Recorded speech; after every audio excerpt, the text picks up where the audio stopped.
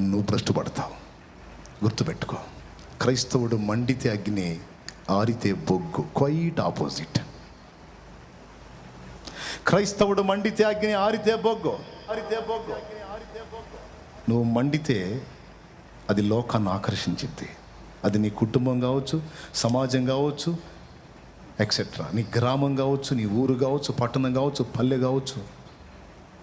నువ్వు మండితేనే ఆకర్షించగలుగుతావు. నువ్వు మండకపోతే అది నిన్ను ఆకర్షిస్తుంది. అంతే. ఎంతమందికి అర్థమైంది సోదరా? ఏమర్థమైంది? పరిశుద్ధాత్మ అభిషేకం యొక్క ఆవశ్యకత అర్థమైంది కదూ?